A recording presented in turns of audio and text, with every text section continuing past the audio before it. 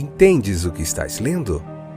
O podcast que te leva através das páginas da Bíblia, livro por livro, capítulo por capítulo. Uma exposição bíblica emocionante. Aperte os cintos e embarque comigo nesta viagem.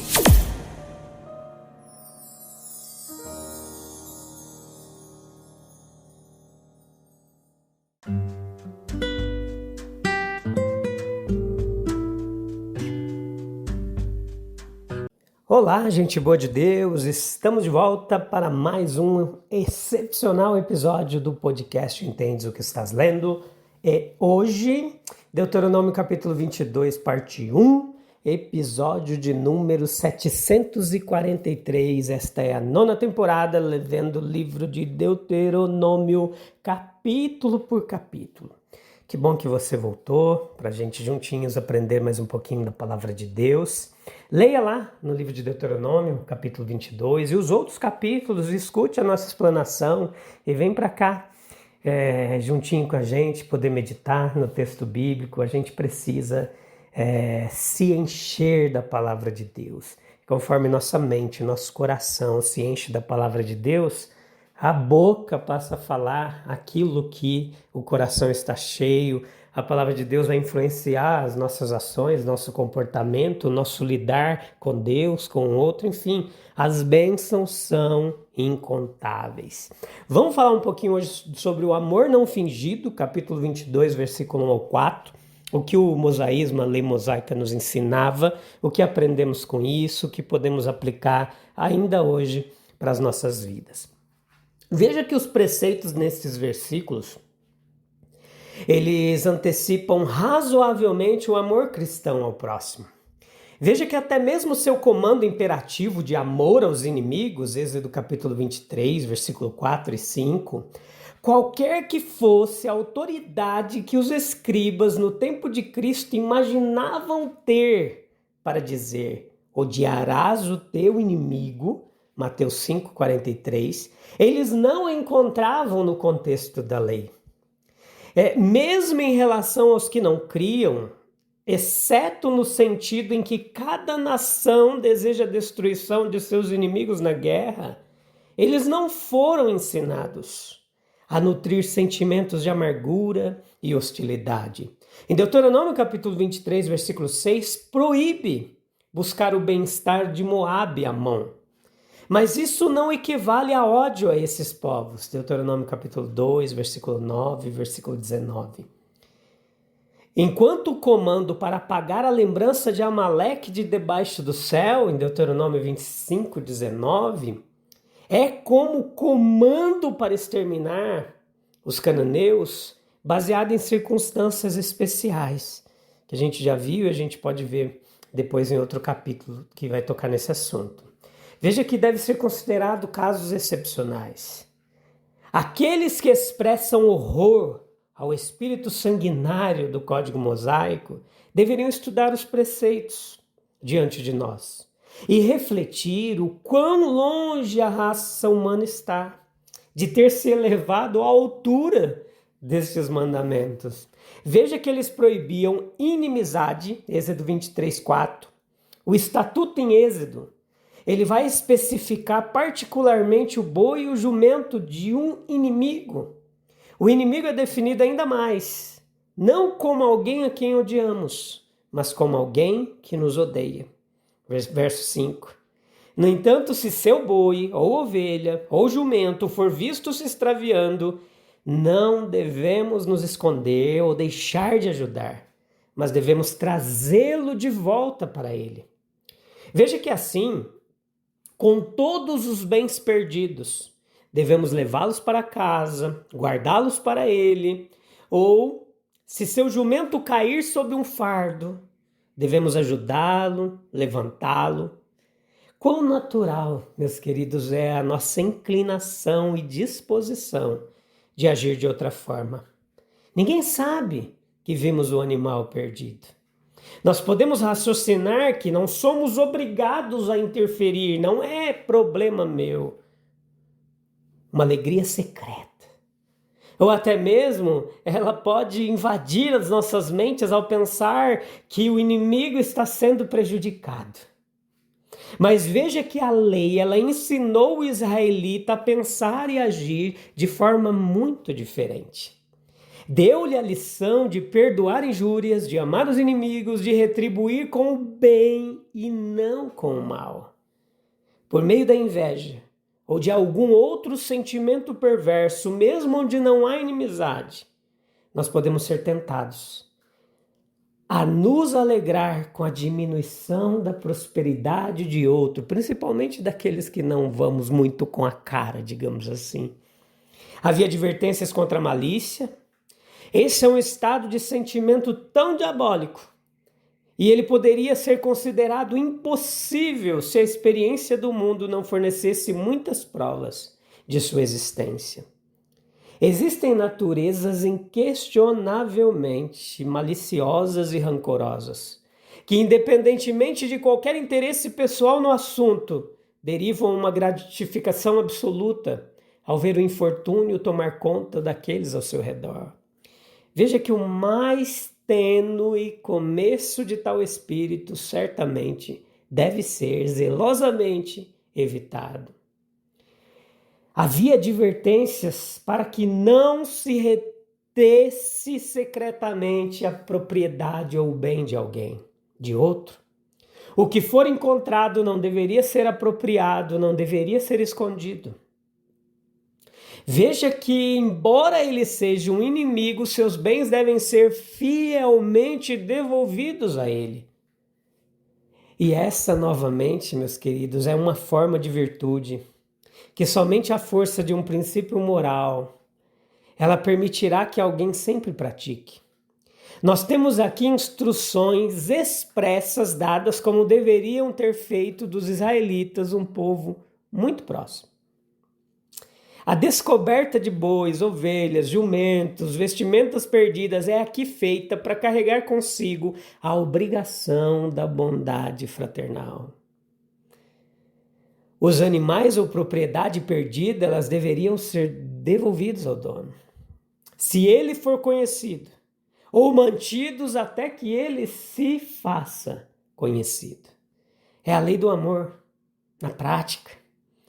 As descobertas casuais da vida diária constituem deveres que são colocados pelo onisciente diante de nós, meus queridos. Não existe tal coisa como acaso no que diz respeito a Deus. Muito tem a aparência de acaso para nós. Mas quando a gente considera melhor, a gente vê que é um arranjo do todo sábio, do todo poderoso Deus. Pois o que é esse acaso? As circunstâncias da vida. Se nós encontramos algo perdido, que não é nosso, nós fomos realmente enviados por Deus para sermos seus administradores. Esconder-nos em nosso autocuidado é rebelar-se contra a sua ordenança e desprezar os seus arranjos graciosos. Veja que é fazer da nossa satisfação a regra da vida, em vez da satisfação de Deus. A benevolência é sua própria recompensa. A gentileza dispensada ao homem e aos animais carrega consigo a sua própria compensação. Sim, a sensação de ser trazida a oportunidade de uma gentileza fraternal por um Deus gracioso e de ser seu servo, ao mostrar seu espírito certamente isso vale todo o trabalho que a nossa gentileza custa.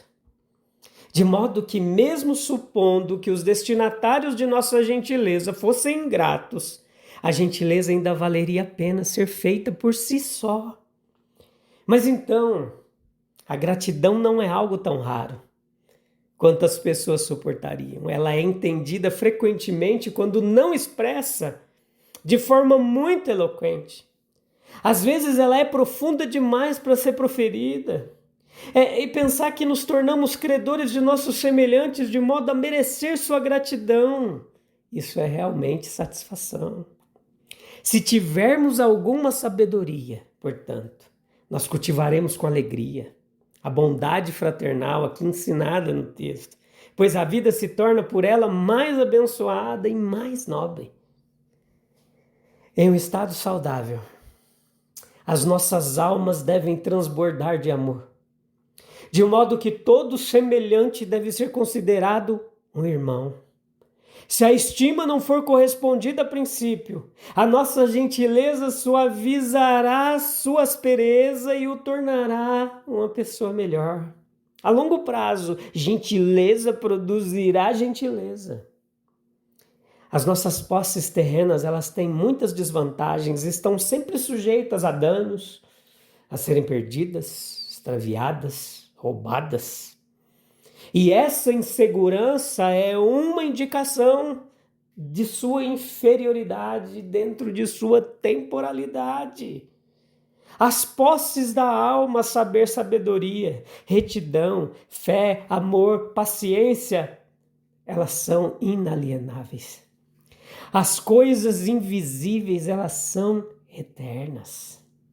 A vida terrena, ela é um campo bom para um serviço gentil. Os males e provações que são incidentes à vida presente, elas fornecem um escopo total para simpatia e ajuda ativa. Dificilmente nós podemos imaginar uma condição de vida na qual poderia ser oferecido tal espaço para a cultura e disciplina de nossas melhores afeições. Cada estação da vida, ela dá oportunidade para prestar serviço aos outros. Todos os dias nós ouvimos algo novo chamado para o dever. E assim nos treinamos para um serviço mais elevado. Nós tornamos-nos mais qualificados para fazer o bem em larga escala. A negligência em mostrar gentileza, ela é um pecado. É pecado na medida em que é uma violação clara do mandamento de Deus como Criador e Rei. Ele tem o direito de fazer leis, de aplicá-las. É pecado na medida em que há deslealdade aos nossos melhores sentimentos. O instinto de mostrar gentileza é parte de nossa natureza. É pecado na medida em que conscientemente permite que o dano seja feito. O boi ou jumento que vagou hoje terá vagado mais se não for recuperado, e amanhã ele pode ser irrecuperável. Então, esconder nossa luz é pecado. A generosa bondade, ela é mais remuneradora do que o egoísmo. A generosidade e a abnegação da bondade traz retornos de bênçãos à alma. A generosidade e a abnegação. O tesouro do coração é enriquecido. Nós ganhamos riqueza que é imperecível. Nós obtemos um bom nome entre os homens e vivemos em sua memória afetuosa. Nós asseguramos em alguma medida o favor de nosso Deus. Nós estamos, na verdade, pelo serviço gentil, acumulando grande estoque de bens para os dias vindouros, para a eternidade. Bem-aventurado aquele que considera o pobre. O Senhor o livrará no tempo da angústia, o Senhor o preservará e o manterá vivo. É o que diz as Sagradas Escrituras. O versículo 5 traz referências quanto às roupas. Nós temos aqui instruções particulares quanto à manutenção da distinção de vestimenta entre os sexos. Quando, por meio da queda do homem, as folhas de figueira foram as primeiras a serem utilizadas, é evidente que o Senhor não se contentou com isso, como dispositivo de uma modéstia autoconsciente, mas deu a eles casacos de peles. Esses casacos, nós podemos muito bem acreditar, eram diferenciados, de modo que o de Eva era, em algum detalhe, distintivo do de Adão. Essa distinção no vestuário entre os sexos iniciada, suponhamos, imediatamente após a queda, ela é projetada por Deus para continuar. E temos aqui a lei proibindo quaisquer trocas de vestimentas de modo a ocultar o sexo de alguém. São necessários os dois, meus queridos, combinados para dar uma imagem completa da natureza divina, homem e mulher. Quando Deus disse, façamos o homem à nossa imagem, conforme a nossa semelhança, ele usou o termo genérico. Portanto, imediatamente recorre ao verbo plural, e que eles tenham domínio. Que eles tenham domínio. Gênesis 1:26.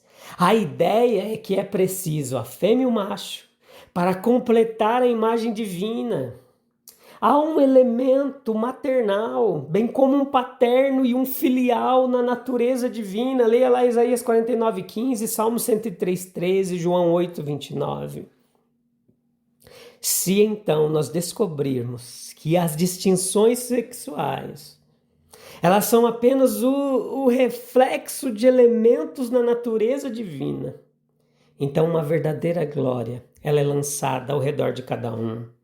Em suas respectivas esferas, os sexos eles estão exibindo traços de divindade, o homem e a mulher, todo esforço para obliterar as distinções por meios artificiais será encontrado apenas para obliterar o divino. Pai, Filho, Espírito Santo têm suas contrapartes no desenvolvimento da humanidade, e é bem claro ver isso. Que o homem e a mulher, eles têm as suas respectivas missões e que eles precisam cumpri-las tão fielmente para que a terra possa em breve refletir o brilho inabalável das várias qualidades de Deus. A imagem e a semelhança de Deus, elas se refletem, se revelam no homem e na mulher. Ambos são imagem e semelhança de Deus. Se Deus nos chama a amar até nossos inimigos, como podemos justificar a indiferença para com aqueles que nos cercam? Não é verdade que a bondade praticada em segredo ela enriquece mais a alma do que qualquer recompensa visível? Não faça nada por recompensa. Se você está chateado porque o que você tem feito não tem sido recompensado, reveja seus conceitos. E fique com a gratificação de que você está fazendo a vontade de Deus. Isso também traz alegria, traz satisfação, recompensa a alma. Vamos orar? Eu tenho experimentado muito disso. Da satisfação e da alegria de estar no centro da vontade de Deus. Eu não consigo ver aqueles que rejeitam, aqueles que criticam. Eu só consigo ver a alegria de estar no centro da vontade de Deus. Senhor, ensina-nos a viver com um amor genuíno, que não se esconde atrás de desculpas de egoísmo. Que nossos olhos estejam sempre atentos às oportunidades de fazer o bem sem esperar nada em troca. Sabendo que em cada ato de bondade nós refletimos a Tua graça, livra-nos da dureza do coração e torna-nos instrumentos do Teu amor, para que possamos iluminar o mundo ao nosso redor. Em nome de Jesus, nós te agradecemos. Amém, amém e amém. Obrigado, Jesus, por essa rica oportunidade de estar aqui com os meus amigos, irmãos e irmãs, nessa comunidade que cresce diariamente. Que Deus abençoe grandemente a sua vida. A gente volta em breve no próximo episódio para continuar meditando mais na palavra de Deus, tá bom? Um abraço. Deus abençoe, até breve. Tchau, tchau.